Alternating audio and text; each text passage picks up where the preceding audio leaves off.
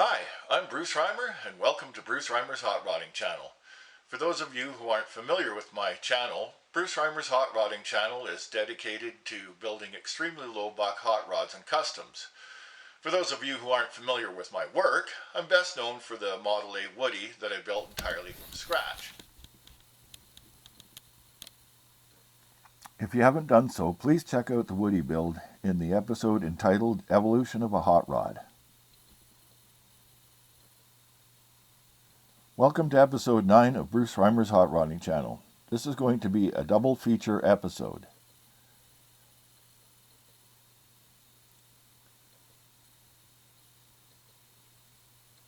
We're going to take a first look at the redo of the Low Budget Restomod 1970 Maverick from episode 2.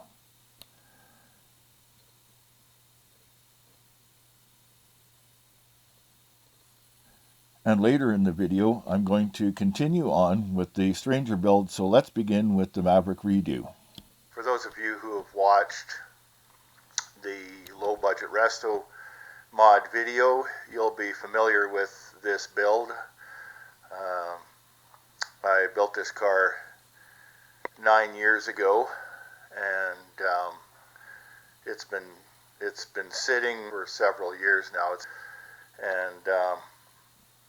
My son wanted to redo the car again, and this time he wants it painted a dark blue with the same striping as before. Think 1970 Mach 1, that color.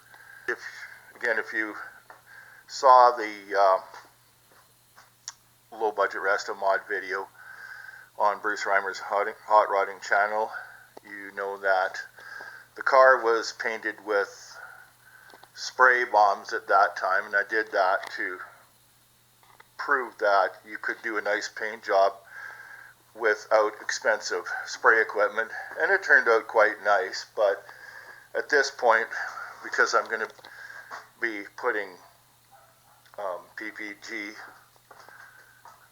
acrylic enamel paint on it, I decided that the best thing to do now at this point would be to strip the spray bomb paint off of the car and strip it back down to bare metal again and completely redo it, because I didn't feel good about the idea of putting that expensive paint over top of spray can paint. So here we are again. She's stripped down to bare metal again, and as you can see, I've already masked out the windows and so on. Still using newspaper for masking. Been doing that for 40 years of car building. I've never had a problem. I know body guys don't recommend that you don't use newspaper. I'm not sure why that is. I've never had a problem using newspaper, so I'm going to continue doing it that way. After stripping the paint off, some little surprises actually. If you look here now, just coming up to close to the fender here, you see that there's a rust hole in the front of the fender. There's also, if you go down just a little bit, there's a rust hole there, which was fine when I did the car last time. I guess maybe the metal was a little bit thin in a couple of spots. It didn't show up the first time I did the car, so it wasn't a problem. There's also this spot here too, right in the top of the A-pillar. I guess in both of these cases I'm going to weld a small patch panel in. Now getting back again to the original build of the Maverick, you might have noticed in the video that there was no footage of the interior of the Maverick, and that's basically because the interior never got finished on this car. So this time around we're going to finish the interior completely, and I've got new carpet on its way. I've got a new dash pad. I've got a new Grant steering wheel coming, and installation kit, and we're going to actually finish the interior. As you can see right now, there's just basically mayhem inside there. The seats are removed and they're just laying there. I've got parts that I pulled from the engine compartment and parts I pulled off the car, and it's just kind of a mess in there. You can see I did do part of the interior last time. I fabricated new door panels for it, and I did make some attempt to redo the dash, and it actually didn't look too bad, but the vinyl that I put on the original dash pad was starting to peel off this time. So I have a new dash pad coming from Autocrafters. And finally, now moving on to the last area that's going to get covered by the redo. We're going to go up to the engine compartment here, and as you can see, I've stripped part of the engine down, pulled the radiator out, and belts, pulleys, accessories, etc., the carburetor, and so on. What I plan to do here is I'm going to completely redetail the engine compartment, so the engine and the engine compartment are going to be the same color as the body. They're going to be that dark blue metallic. That should look pretty good, along with some chrome accents and so on, and some nice detailing again. And you will see as the project progresses what it's all going to look like when it all comes together.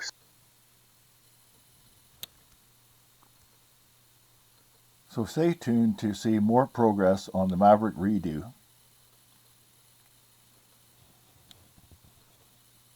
Meanwhile, after one final look at the progress, let's get back to the Stranger build.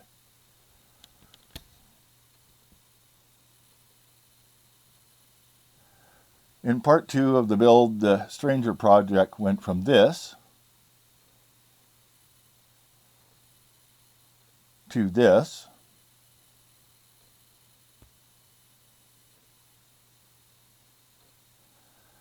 and now it looks like this.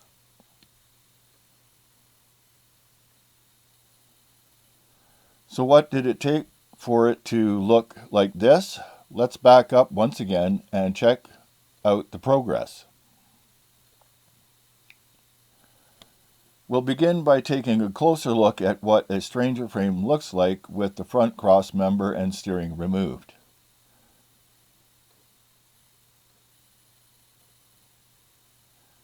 This is a better view of the transmission cross member I built during the mock-up stage.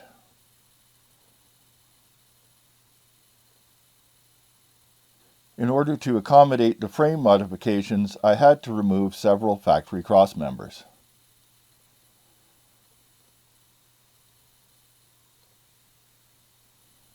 Maintaining the frame's integrity meant that I had to install custom fabricated cross members in more suitable locations.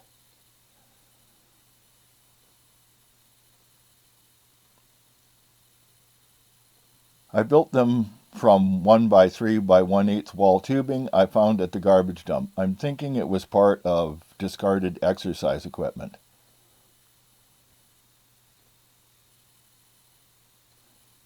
I leveled the frame in every direction to ensure that it would remain straight while I modified it.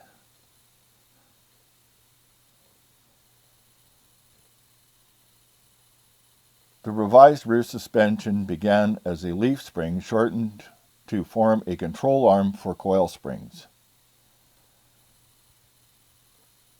I hung the differential from the motor crane in order to properly locate the spring mounts. I built this jig while the body was still in place to approximate the ride height.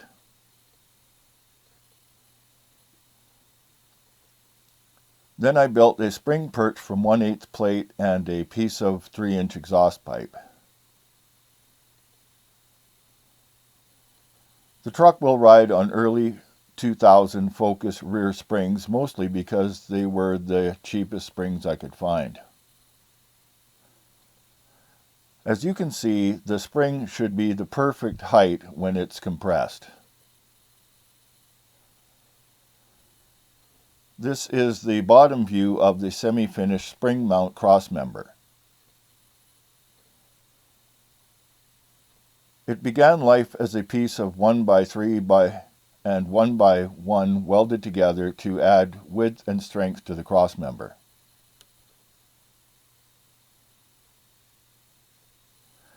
I capped the ends and a piece of 1/8 inch by 1.5 flat stock, then drilled it.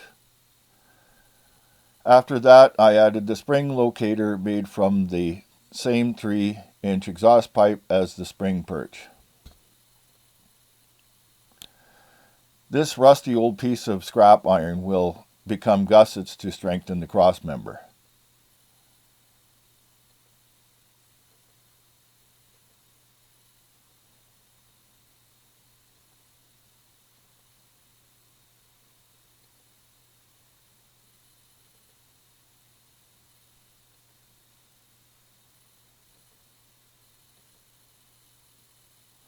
And there you have it, a 1990 Ranger frame with coil spring rear suspension.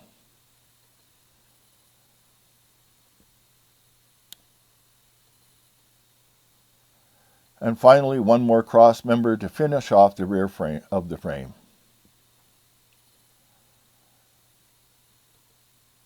After finishing all of the modifications to the frame, it received filler to give it a show car look when it's painted.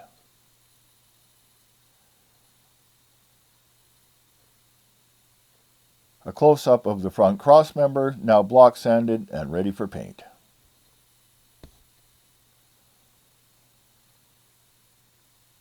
I painted the frame PPG Arctic White to match the white on the body.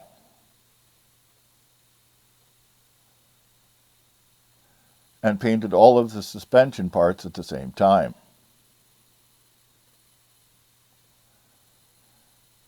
For simplicity's sake, I left the rear suspension assembled for the painting stage. A chrome differential cover accents the white very nicely.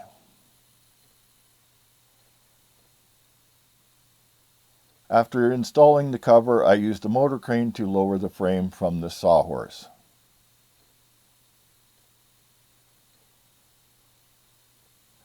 After 2 years of work, final assembly has begun.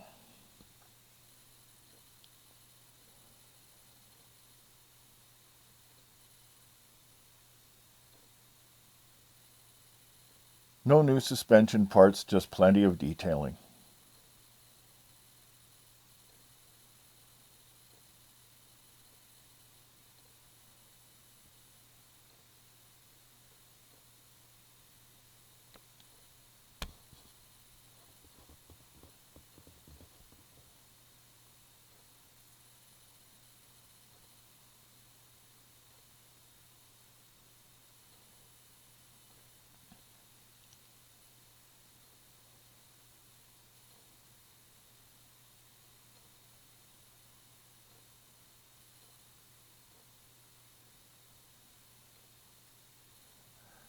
After assembling the front suspension, I lowered the frame to bolt on the wheels and tires. Here it is, the finished product, awaiting drivetrain.